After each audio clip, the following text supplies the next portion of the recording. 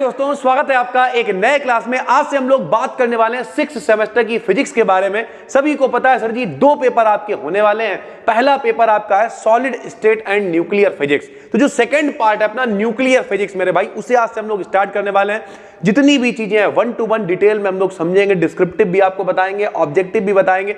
जिस यूनिवर्सिटी में जैसा पेपर हो रहा हो, जिसका पेपर ऑब्जेक्टिव है वो ऑब्जेक्टिव तैयार करता रहेगा, लेकिन कॉन्सेप्ट क्लियर होना बहुत जरूरी है। तो कॉन्सेप्ट आपको समझाते हुए चलेंगे कि किस तरीके से सारी चीजों को पढ़ना है। 1 to 1 सारी चीजें समझाएंगे और एक टारगेट हमने बनाया कि 10 तारीख तक अपना पूरा फर्स्ट पेपर को लपेट लिया जाए, यानी मोटा मोटा खत्म कर लिया जाए, ताकि आसानी से हम लोग सेकंड पेपर की तरफ बढ़ सके। तो अपना जो पेपर है पहला वाला, उसका नाम क्या है? इंट्रोडक्शन टू न्यूक्लियर फिजिक्स, यानी सॉलिड स्टेट और न्यूक्लियर फिजिक्स का जो पार्ट भी है पहले पेपर का लिख दिया हमने, ताकि आपको कोई कंफ्यूजन ना हो। क्या लिख दिया हमने? Physics first paper part B है इंट्रोडक्शन टू न्यूक्लियर फिजिक्स। ठीक, अब थोड़ा सा समझाएंगे भाई, थोड़ा सा टाइम लेंगे, डिटेल में समझाएंगे भाई। देखो, न्यूक्लियर का मतलब क्या होता है? नाभिक होता है। और जब भी कभी नाभिक की बात आती तो हम लोगों ने बहुत छोटे क्लास से पढ़ रखा कि भैया एक आदमी था जिसका नाम था डाल्टन। क्या नाम था? डाल्टन। डाल्टन ने कहा दुनिया में जितनी भी चीजें होती हैं सब छोटे छोटे कणों से मिलकर बनी होती, जिन्हें हम लोग परमाणु कहते हैं, यानी एटम कहते हैं। क्या कहते हैं? एटम। जैसे मान लिया भैया ये बोर्ड है, काहे से मिलकर बना? एटम से मिलकर बना है। ये पेन है, काहे से मिलकर बना? एटम से मिलकर बना। ये माइक है, काहे से मिलकर बना? एटम से। ये घड़ी है, कुछ भी जो आपको दिखाई दे रहा है वो सब एटम से मिलकर बना है। काहे से मिलकर बना? एटम से। और बाद में कई लोग आए, रदरफोर्ड आए, नील बोर आए, सोमरफेल्ड आए, श्रोडिंगर आए, इन्होंने नाभिक के बारे में भी बताया। रदरफोर्ड ने कहा कि भैया एटम तो ठीक है यार, बोर्ड भैया एटम से मिलकर बना, लेकिन जो एटम है वो भी दो भागों से मिलकर बना होता है। एक भाग परमाणु का नाभिक कहलाता है, नाभिक के अंदर, नाभिक मतलब न्यूक्लियस कहलाता है। नाभिक के अंदर कौन रहते हैं? प्रोटॉन और न्यूट्रॉन रहते हैं। और चारों तरफ चक्कर कौन लगाते हैं भाई? इलेक्ट्रॉन चक्कर लगाते हैं। यही तो सारी बात हुआ करती थी। यानी कुल मिला के हम लोग पढ़ रहे हैं न्यूक्लियस। न्यूक्लियस क्या होता है? परमाणु के अंदर एक छोटा सा भाग होता है जिसमें प्रोटॉन और न्यूट्रॉन होते हैं, उसे हम लोग न्यूक्लियस कहते हैं भैया, नाभिक कहते हैं। तो ये जो अपनी पूरा जो चैप्टर होने वाला, पूरा जो पार्ट होने वाला है, इसमें हम लोग न्यूक्लियस से रिलेटेड चीजों को पढ़ेंगे। न्यूक्लियस की प्रॉपर्टीज क्या होती हैं, किस तरीके से न्यूक्लियस काम करता है, क्या क्या सारी चीजें होती हैं, प्रोटॉन न्यूट्रॉन कैसे रहते हैं, उनके बीच में कौन से फोर्सेस लगते हैं, कौन सी एनर्जी होती है, ये सारी चीजें हम लोग पढ़ने वाले हैं। फिलहाल आज बात कर रहे हैं जनरल प्रॉपर्टीज के बारे में, यानी न्यूक्लियस का द्रव्यमान कितना है, उसकी एनर्जी कितनी है, ये सारी चीजें पढ़ेंगे और उससे रिलेटेड ऑब्जेक्टिव क्वेश्चंस को भी कवर करने की कोशिश करेंगे। तो चलिए इस वीडियो को शुरू करते हैं भाई। सबसे पहले हमने हेडिंग डाली है जनरल प्रॉपर्टीज ऑफ न्यूक्लियस, यानी नाभिक की सामान्य भैया प्रॉपर्टी, सामान्य गुण क्या क्या होते हैं। तो सबसे पहले तो एटॉमिक न्यूक्लियस की हम लोगों को परिभाषा लिखनी पड़ेगी। अब सर जी परिभाषा क्या है? तो ध्यान से समझो। अभी हमने क्या कहा कि भैया परमाणु के अंदर कौन है? नाभिक है। नाभिक में कौन है? प्रोटॉन न्यूट्रॉन है। चारों तरफ चक्कर लगा रहा भैया कौन? इलेक्ट्रॉन चक्कर लगा रहा है। अब जिसमें इलेक्ट्रॉन चक्कर लगा रहा है उसे कोश कहते हैं। कोश को काहे से लिखते हैं भाई? के एलिमेंट से लिखते हैं। सबने सुन रखा होगा भाई, ये बात रदरफोर्ड ने कही, परमाणु दो भागों से मिलकर बना होता है। एक भाग परमाणु का नाभिक यानी न्यूक्लियस कहलाता है। न्यूक्लियस के अंदर प्रोटॉन और न्यूट्रॉन रहते हैं और चारों तरफ इलेक्ट्रॉन चक्कर लगाते हैं। अब सर जी एक बात सुनिए, एटम यानी परमाणु के अंदर कौन कौन है भाई? इलेक्ट्रॉन है, प्रोटॉन है, न्यूट्रॉन है। प्रोटॉन और न्यूट्रॉन का जो मास है यानी द्रव्यमान है वो होता है भाई 1.67 गुणे 10 की घात -27 किलोग्राम। और इलेक्ट्रॉन का जो द्रव्यमान होता है वो होता है भाई 9.1 -31 किलोग्राम।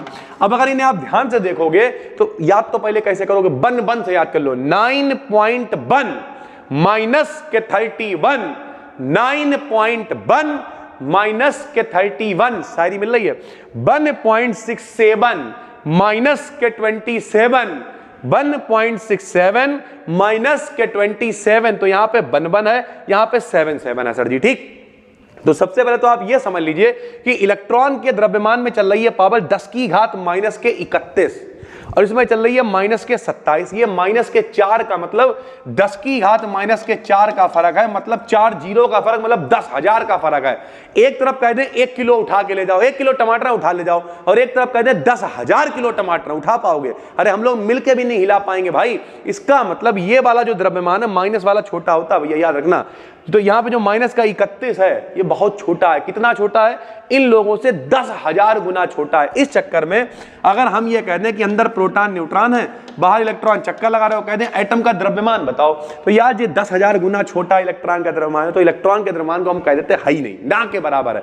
जो द्रव्यमान प्रोटॉन और न्यूट्रॉन का मिला के नाभिक का द्रव्यमान है, वही हम कह देते हैं यार परमाणु का द्रव्यमान है। यानी किसी एटम के अंदर जो न्यूक्लियस छोटा सा भाग होता है जिसमें उसका द्रव्यमान होता है और उसका पॉजिटिव चार्ज होता है, क्योंकि प्रोटॉन के ऊपर क्या होता है, पॉजिटिव होता है। तो भैया अब कैसे बताओगे, न्यूक्लियस की डेफिनेशन क्या बताओगे कि किसी परमाणु के अंदर, किसी एटम के अंदर, परमाणु को क्या कहेंगे, एटम, तो किसी एटम के अंदर एक छोटा सा भाग होता है जिसके अंदर प्रोटॉन और न्यूट्रॉन, क्योंकि न्यूट्रॉन तो बाबा आदमी है, उसके ऊपर ना प्लस होता ना माइनस होता, कुछ नहीं होता, प्रोटॉन के ऊपर प्लस होता है, तो भैया प्रोटॉन के ऊपर प्लस होता है। यानी किसी एटम का एक छोटा सा भाग जिसके अंदर उसका पॉजिटिव चार्ज होता है, जिसके अंदर उसका द्रव्यमान होता है, उसे ही हम लोग क्या कह देते हैं, न्यूक्लियस कह देते हैं सर जी। ठीक है, तो डिटेल में हम समझाने की कोशिश कर रहे हैं। तो एटॉमिक न्यूक्लियस क्या है, किसी एटम का वह छोटा सा भाग जिसमें उसका पॉजिटिव चार्ज और मास यानी द्रव्यमान एकत्र होता है, उसका न्यूक्लियस कहलाता है। इसमें कौन कौन होते हैं, न्यूट्रॉन्स होते हैं और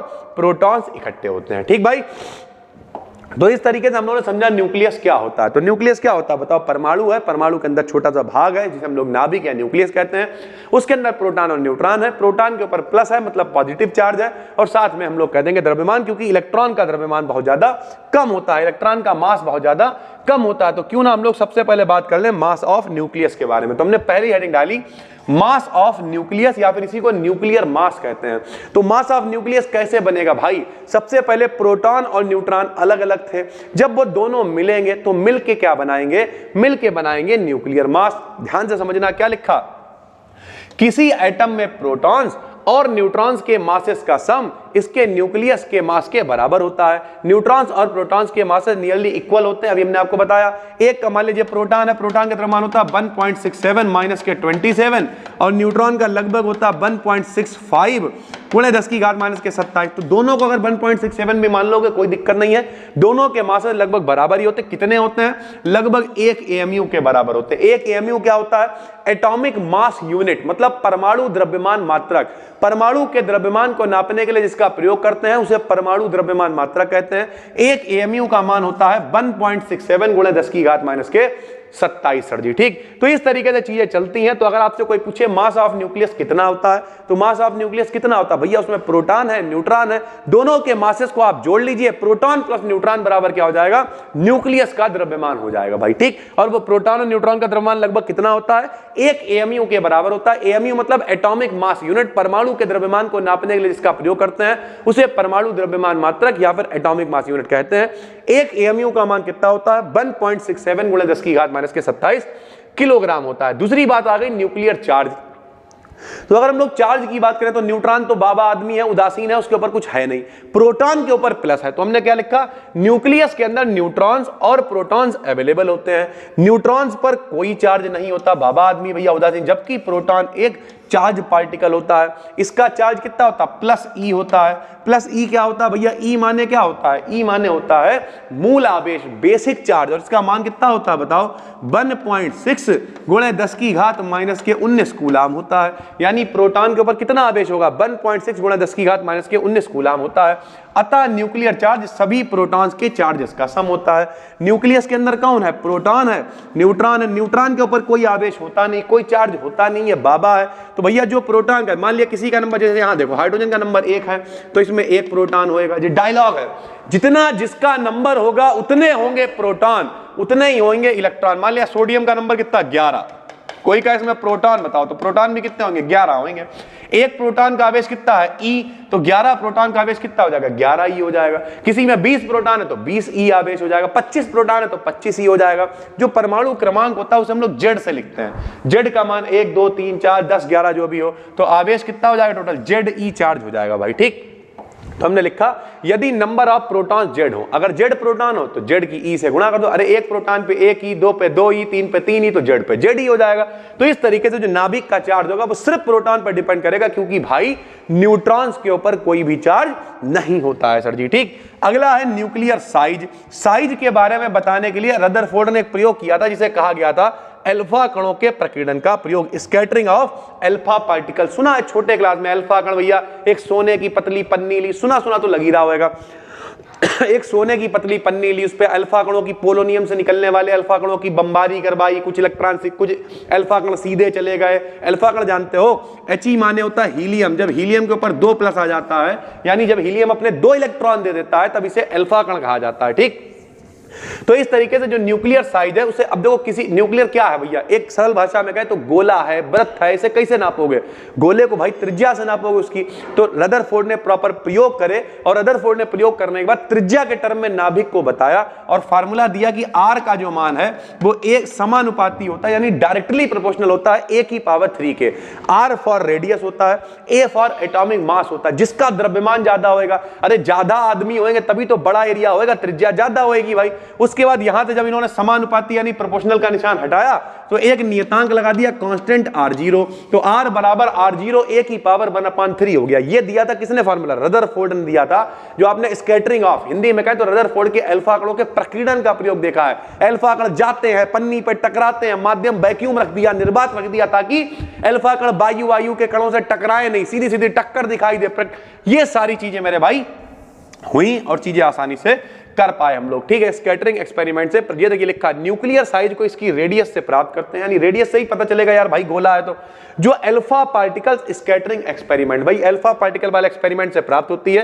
किसी न्यूक्लियस की रेडियस कितनी होती है सर जी, r बराबर r0 a की पावर 1/3 होती है, जहां r0 का मान कितना होता है 1.4 गुणा 10⁻⁻15 मीटर होता है।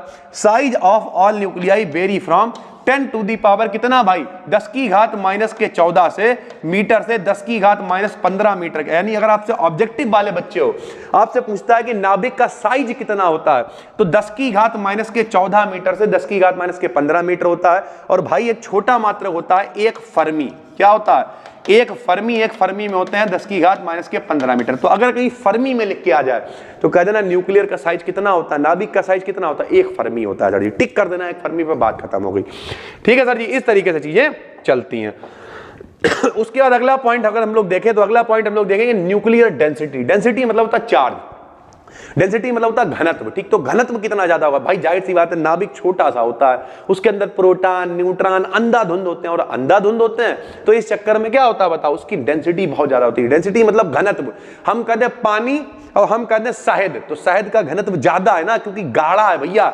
हम कहते हैं भैया बिना खाना खाए उल्टी आई तो पानी निकलेगा, घनत्व कम होएगा। हम कहते हैं छोले भटूरे खा के आई तो घनत्व ज्यादा होगा, छोले भटूरे संग में निकल के आएंगे। भाई घनत्व मतलब कितना ज्यादा घना है कोई चीज। भाई तो क्या लिखा है, न्यूक्लियस का मास बहुत अधिक और वॉल्यूम बहुत कम। वॉल्यूम मतलब बहुत जगह कम होती है, होने के कारण डेंसिटी बहुत ज्यादा होती है।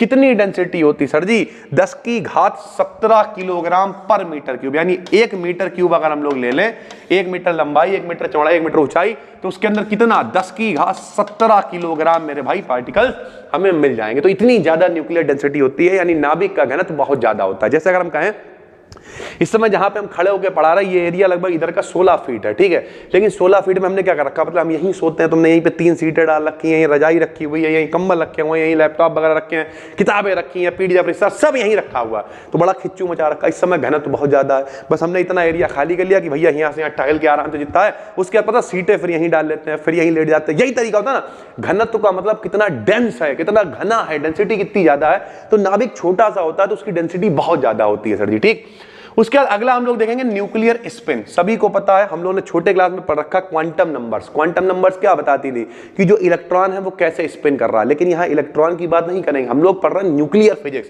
भाई आप लोग कुछ लोग तो चौंक जाएंगे, हम लोगों ने सुन रखा जैसे इलेक्ट्रॉन चक्कर लगाता है, स्पिन मोशन करता है, वैसे ही न्यूक्लियस के अंदर प्रोटॉन और न्यूट्रॉन भी स्पिन मोशन करते हैं, चक्कर लगाते हैं, ऑर्बिटल मोशन करते हैं, सारी चीजें होती हैं भाई।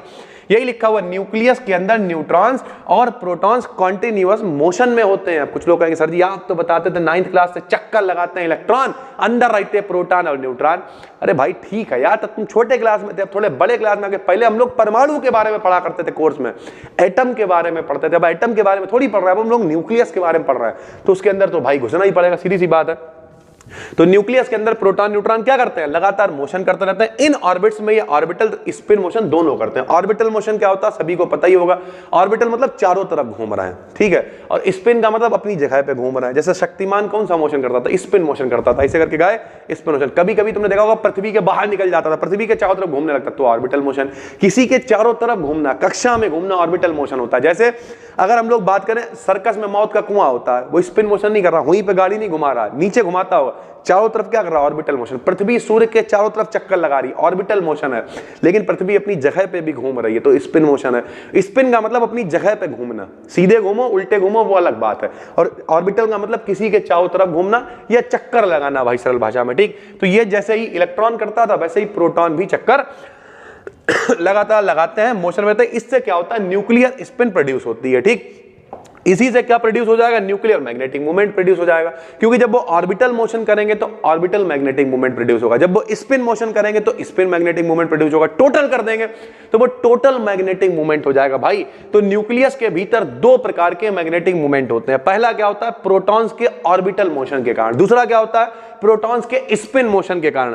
इन दोनों का रिजल्टेंट टोटल मैग्नेटिक मोमेंट देता है, जिसे हम लोग क्या कह देते हैं, न्यूक्लियर मैग्नेटिक मोमेंट कह देते हैं भाई, ठीक। सब कुछ डिटेल में बता रहे हैं भाई। न्यूक्लियर क्वांटम स्टेट्स क्या होती है, जैसे भैया नाभिक, हम लोग परमाणु में पढ़ा करते थे कि इलेक्ट्रॉन लोअर ग्राउंड स्टेट से हायर स्टेट में चला जाता है, कुछ समय के लिए जाता है, समय पछता है, टाइम इंटरवल बहुत कम होता है, वापस आ जाता है। उसी तरीके से न्यूक्लियर क्वांटम स्टेट, न्यूक्लियस के भीतर सर्टेन क्वांटम स्टेट्स होती हैं, कुछ निश्चित स्टेट्स होंगी जिनमें क्या होगा, जिनमें न्यूक्लियर पार्टिकल्स का ट्रांजिशन होगा, यहां से वहां, वहां से यहां, यहां से वहां, इस तरीके से जाएंगे।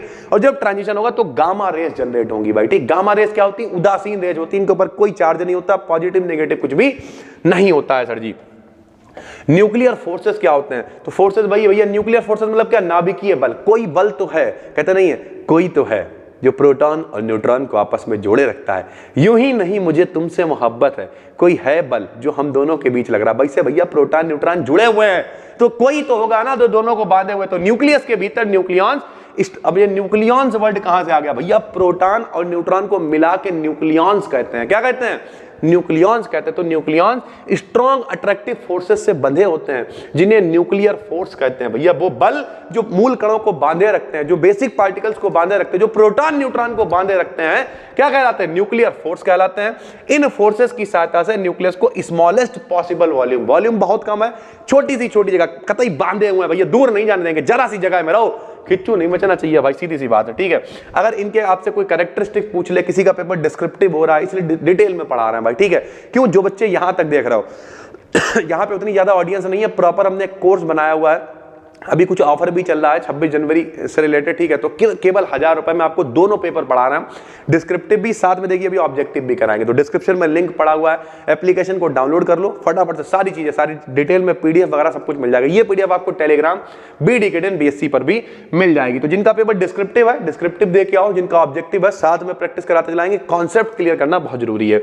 न्यूक्लियर फोर्सेस की अगर हम लोग बात करें कि जो न्यूक्लियर फोर्सेस होते हैं उनकी क्वालिटी क्या है, तो शॉर्ट रेंज फोर्सेस हैं। शॉर्ट रेंज मतलब बहुत कम जगह में लगेंगे, छोटा वॉल्यूम वहां पे लगा लो, स्ट्रांग बहुत होते हैं, ठीक है। यहां तक कि जो बत्ती वाला फोर्स है उससे बच सकते हो, उससे नहीं बच सकते हो भाई। तो ये क्या होते हैं, शॉर्ट रेंज फोर्सेस होते हैं। ये फोर्सेस स्मॉल डिस्टेंस, बहुत कम दूरी के कारण ऑर्डर ऑफ फर्मी में 1-2 फर्मी के बीच में ऑपरेट होते हैं, ठीक है।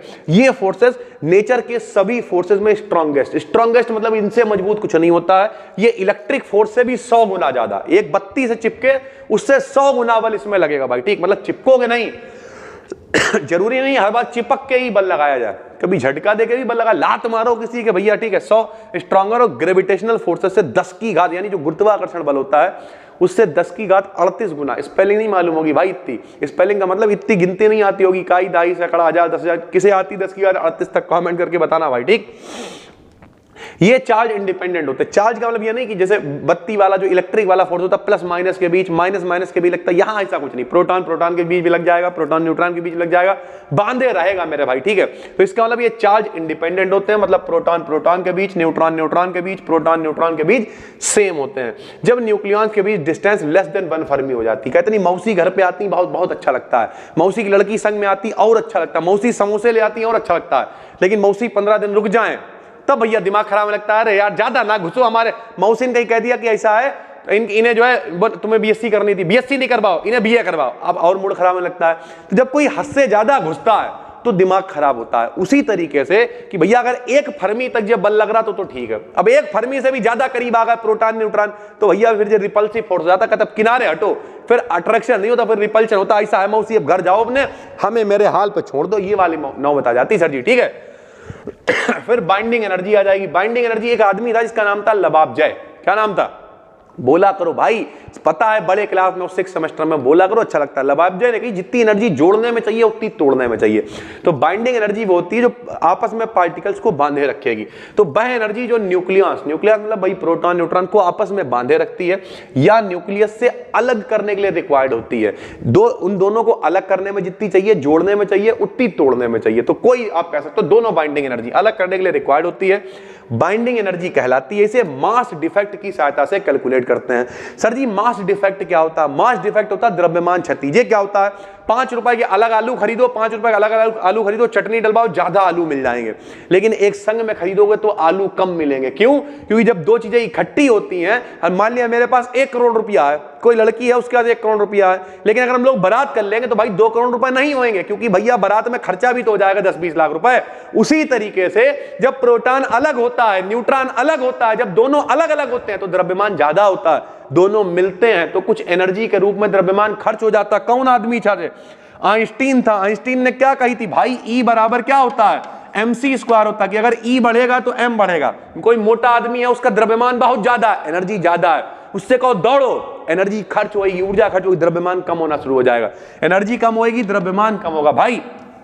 उसी तरीके से जब प्रोटॉन न्यूट्रॉन अलग अलग होते हैं, द्रव्यमान ज्यादा मिलेंगे तो कुछ द्रव्यमान खर्च हो जाता है एनर्जी के रूप में, उसे मास डिफेक्ट कहते हैं। समझ गए? आलू वाला एग्जांपल बढ़िया, अलग अलग लोग ज्यादा मिलेंगे, इकट्ठा करोगे थोड़े कम मिलेंगे, वो जो कमी हुई है वही द्रव्यमान क्षति है। तो प्रोटॉन अलग था, न्यूट्रॉन अलग था, दोनों का अलग अलग द्रव्यमान निकाला। अब क्या करा? जोड़ दिया भाई, अलग अलग जोड़ा। इसमें से हमने नाभिक जो मिलके बना, प्रोटॉन न्यूट्रॉन के मिलने से जो नाभिक बना उसे घटा दिया।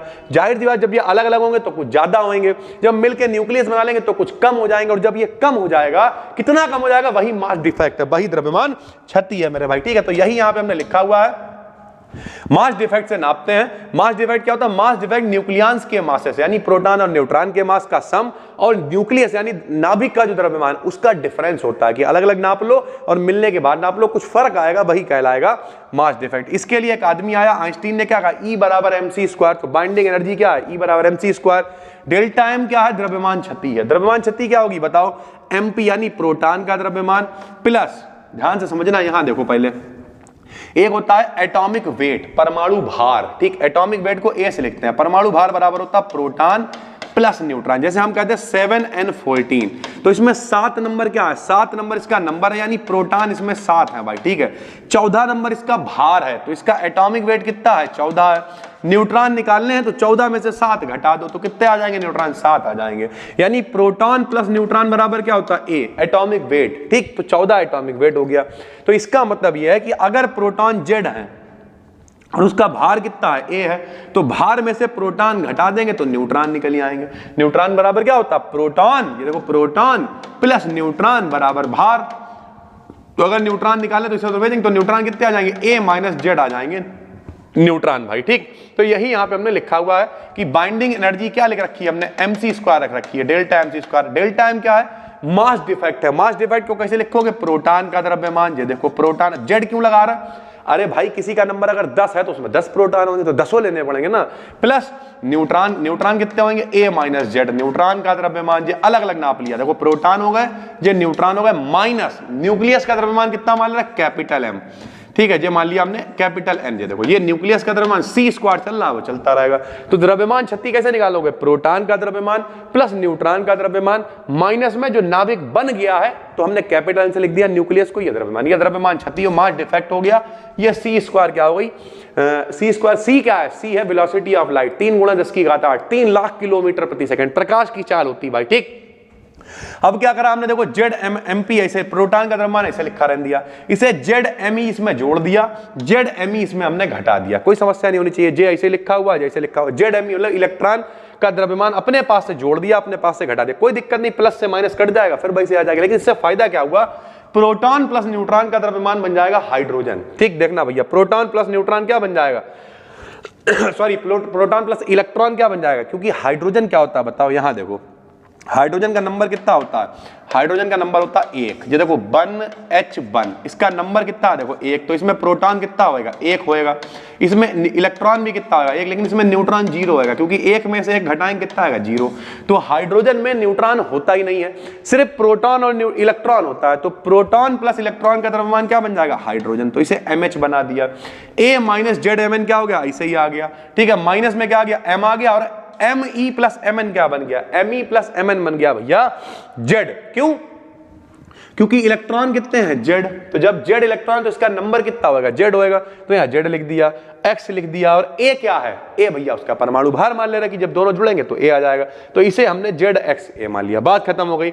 ये क्या आ गया, ये बाइंडिंग एनर्जी का फार्मूला आ गया। तो ये प्रोटॉन प्लस न्यूट्रॉन हाइड्रोजन बन गया, ये जैसे था वैसे ही रहा, और यहाँ पे इलेक्ट्रॉन कह लो या प्रोटॉन कह लो, बात एक ही है। तो न्यूक्लियस है, देखो भैया Mn क्या है बताओ, ये M कैपिटल N क्या है, नाभिक है, और साथ में तुमने कौन जोड़ दिया, इलेक्ट्रॉन जोड़ दिया, तो ये क्या बन गया, पूरा परमाणु बन गया। कौन सा परमाणु, ZX। कैसे एटम बन गया, क्योंकि परमाणु के अंदर कौन होते हैं, इलेक्ट्रॉन, प्रोटॉन, न्यूट्रॉन। प्रोटॉन और न्यूट्रॉन मिलकर देखो न्यूक्लियस बनाते, तो ये न्यूक्लियस है ही, संग में इलेक्ट्रॉन, तो ये इलेक्ट्रॉन, तो इलेक्ट्रॉन प्रोटॉन न्यूट्रॉन तीनों मिल गए, और जब तीनों मिल गए तो ये न्यूक्लियस बन गया। ठीक, ZX, साथ में C² आ गया। This is the expression for binding energy, ये बाइंडिंग एनर्जी के लिए एक्सप्रेशन है। अब बाइंडिंग एनर्जी से हमें अगर एवरेज बाइंडिंग एनर्जी निकालनी है, तो एवरेज के लिए क्या करेंगे, इसे परमाणु भार से भाग दे देंगे।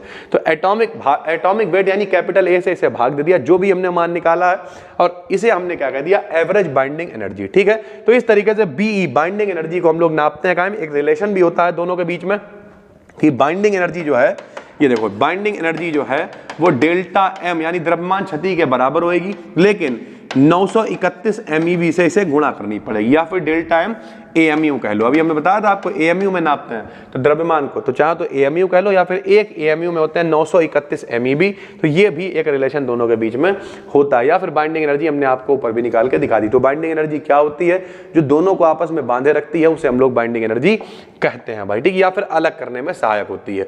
तो इस तरीके से सारी चीजें हुई। कुछ इसके ऑब्जेक्टिव की हम लोग बात कर लेते हैं, ताकि थोड़ा सा आपको लगे कि हाँ मेरी थोड़ी सी प्रैक्टिस भी हो रही है, डिटेल में हम लोग सारी चीजों को क्योंकि समझ रहे हैं। देखो भाई, the order of size of nucleus, यानी नाभिक का जो साइज है वो किस ऑर्डर में होता है, तो अभी हमने आपको बताया कितना होता है, एक फर्मी होता है, जो लगभग 10⁻⁻15 मीटर के बराबर होता है। मोस्ट इंपॉर्टेंट है, कई बार पेपरों में आया हुआ है। द वॉल्यूम यानी आयतन कितना होता है, परमाणु का आयतन कितना होता है वॉल्यूम ऑफ न्यूक्लियस के, तो भैया कितना होता है, 10⁻15 गुना होता है। अगर न्यूक्लियस छोटा सा है तो उसका 10⁻15 गुना बड़ा पूरा एटम होगा भाई। एवरेज बाइंडिंग एनर्जी कितनी होती है, तो एवरेज बाइंडिंग एनर्जी होती है कितनी, 8 MeV के करीब होती है किसी न्यूक्लियस के लिए। उसके बाद the order of density of nucleus, order समझते होगे आप, कोटि, डेंसिटी मतलब घनत्व, यानी जो नाभिक है उसका घनत्व लगभग कितना होता है, तो ऊपर बताया था 10⁻17 किलोग्राम पर मीटर क्यूब होता है भाई। ठीक, अगला है the binding energy of a nucleus measures with physical property. Binding energy किस प्रॉपर्टी को दिखाएगा और किससे हम लोग नापेंगे, तो स्टेबिलिटी से। कैसे, स्टेबिलिटी मतलब स्थायित्व। बाइंडिंग एनर्जी जितनी ज्यादा होगी, जितनी कस के बंधा हुआ होगा भाई, उतनी स्टेबिलिटी ज्यादा होगी। बाइंडिंग एनर्जी कम होगी, स्टेबिलिटी खत्म हो जाएगी, प्रोटॉन अपनी जगह, न्यूट्रॉन अपनी जगह, न्यूक्लियस टूट के खत्म, एटम भैया खत्म हो जाएगा। Which of the following best define nuclear forces, ठीक है, यानी कौन सा निम्न में से बेस्ट न्यूक्लियर फोर्सेस को बताता है, तो the attraction between proton and neutron. Proton और न्यूट्रॉन के बीच में जो अट्रैक्शन होता है उसे हम लोग क्या कहते हैं, न्यूक्लियर फोर्स, यानी बल कहते हैं। नाभिकीय बल क्या होते हैं, जो प्रोटॉन न्यूट्रॉन को आपस में बांधे रखते हैं, जो अट्रैक्शन होता है, सीधी सी बात है। What is the energy released in a nuclear reaction called, जब कभी कोई रिएक्शन होती है, ध्यान से समझना, दो तरीके की होती है भैया। एक होती है जिसमें एनर्जी निकलती है, देखा होगा रिएक्शन ने देखी, उसमें प्लस एंडोथर्मिक, एक्सोथर्मिक, यानी सरल भाषा में कहें ऊष्माक्षेपी शोषी। एक में प्लस ऊर्जा होती है, एक में माइनस ऊर्जा होती है। तो इसी तरीके से जो ऊर्जा निकलती है इसे क्यू पॉइंट कहते हैं, क्यू वैल्यू कहते हैं। ठीक, और दो तरीके का क्यू वैल्यू हो जाएगी, एक प्लस क्यू हो जाएगा, एक माइनस क्यू, यानी या तो एंडोथर्मिक या फिर एक्सोथर्मिक, मतलब या तो ऊर्जा निकल रही है या आ रही है, मतलब छेपी है या फिर शोषी है मेरे भाई। ठीक, तो इस तरीके से क्यू वैल्यू कहते हैं जो भी रिएक्शन में ऊर्जा निकलती है। एक एएमयू किसके बराबर, तो ऊपर लिख चुके हैं, 1.67 × 10⁻⁻27 के बराबर होता है। Gamma emission the change of nucleus, अभी हमने आपको बताया था ऊपर भी कि गामा सिर्फ एनर्जी होती है। गामा क्या होता है? सिर्फ एनर्जी होती है, इससे कोई फर्क नहीं पड़ता, तो जीरो होगा। The change of nucleon number, यानी न्यूक्लियस के नंबर में या न्यूट्रॉन में, प्रोटॉन में, किसी में भी कोई भी फर्क नहीं पड़ेगा, क्योंकि गामा का मतलब क्या है? सिर्फ तीन आदमी थे, सोडी, फजान और रसल। सोडी ने कहा कि अल्फा निकलेगा तो भैया 2He4 निकलेगा, यानी जब अल्फा निकलेगा, किसी से अल्फा निकाल दो, अल्फा निकलेगा तो नीचे 2 की कमी होएगी, ऊपर 4 की कमी होएगी। बीटा निकलेगा तो नीचे 1 बढ़ जाएगा, ऊपर कोई चेंज नहीं होगा, और गामा में कोई भी चेंज नहीं होगा। कैसे समझाते हैं, सुनो। मान लिया 82 Pb206 है, कोई कह दे इससे एक अल्फा निकाल दो, तो अल्फा निकलेगा तो नीचे 4 की कमी, 82 में 4 गए, कितने बचे? 78 बचेंगे, ठीक। और ऊपर भैया सॉरी अल्फा निकलेगा तो नीचे 2 की कमी, ऊपर 4 की कमी। नीचे 2 की कमी मतलब कितना हो जाएगा? 80 हो जाएगा। ऊपर 4 की कमी मतलब कितना हो जाएगा? 202 रह जाएगा। तो जब भी कभी, ये सोडी, फजान, रसल ने कहा, जब भी कभी अल्फा निकलेगा तो नीचे 2 की कमी हो जाएगी, ऊपर 4 की कमी हो जाएगी। जब भी कभी बीटा निकलेगा, अगर बीटा निकलेगा भाई, तो बीटा में नीचे 1 बढ़ जाएगा, तो 82 का 1 83 हो गया, ऊपर नो चेंज, कोई चेंज नहीं होगा। और जब भी कभी गामा निकलेगा तो कोई चेंज नहीं होगा, गामा सिर्फ एनर्जी होती है, इसका मतलब गामा एमिशन में कोई भी चेंज नहीं होगा। साथ में हम कोशिश कर रहे हैं ज्यादा आपको बताने की। At higher energy the bodies have, यानी जब कभी एनर्जी बहुत ज्यादा होगी तो उनका मास भी क्या होगा? ज्यादा होगा। खाते रहो अंधाधुंध, भकार भकार भकार भकार, तो मास भी ज्यादा हो जाएगा ना भैया। मास, उसे अंग्रेजी का वर्ड है मास, लेकिन रियलिटी में ये है कि फिर मास दिखाई देगा भाई, ठीक।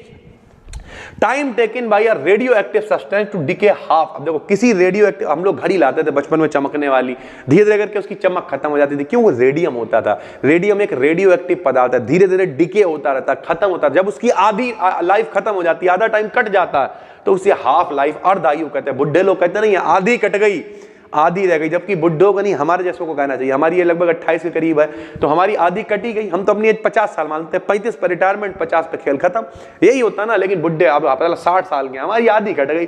भैया कितना जियोगे? 120 जीना चाहते हो क्या? तो ये चीजें होती हैं, हाफ लाइफ कहलाता है। What is the reaction responsible for the production of light energy from the sun? ठीक है, सूर्य से जो ऊष्मा निकलती है, ऊर्जा निकलती है, जो हम लोग को गर्मी मिल रही है, वो कैसे होती है? तो भैया उसमें प्रोटॉन के नाभिक होते हैं। प्रोटॉन प्रोटॉन चक्र, कार्बन कार्बन चक्र होता है, सुना होगा, साइकिल होता है। जब 4 प्रोटॉन आपस में मिलते हैं तो वो हीलियम का नाभिक बनाते हैं, उसे फ्यूजन कहते हैं। 2 होती है, एक फ्यूजन और एक फिशन, यानी विखंडन और संलयन। तो सूर्य में संलयन होता है, जुड़ते हैं नाभिक आपस में, जिसे हम लोग क्या कहते हैं? फ्यूजन कहते हैं। हाइड्रोजन आपस में जुड़ते रहते हैं और ऊर्जा बनती है, तो फ्यूजन रिएक्शन होती है। Minimum energy required to pull nucleus apart is called. देखो भैया, न्यूक्लियस को तोड़ने के लिए, अलग करने के लिए जो एनर्जी चाहिए उसे क्या कहेंगे? बाइंडिंग एनर्जी कहेंगे। लबाबजे ने कही जितनी जोड़ने के लिए उतनी तोड़ने के लिए। As compare to proton mass of neutron is 0.1 पर, बहुत छोटा सा ज्यादा होता है। हमने आपको बताया 1.67, 1.65, तो बहुत कम ज्यादा होता है, ठीक है। उसके बाद if energy is released from a system its mass decreases, यानी जब भी कभी एनर्जी निकलती है सिस्टम से तो उसका द्रव्यमान कम हो जाता है। जाहिर सी बात है, एनर्जी निकल गई, अभी हमने आपको समझाया था, दौड़ो, मास अपने आप कम होने लगेगा। New nucleus after alpha particle decays is called, यानी जब अल्फा पार्टिकल निकल जाता है तब जो नया न्यूक्लियस बनता है उसे क्या कहते हैं? तो भाई जाहिर सी बात है, कुछ निकल गया तो जो नया बनेगा वो क्या है? वो बच्चा है, तो उसे डॉटर न्यूक्लियस कह देंगे भाई, ठीक है।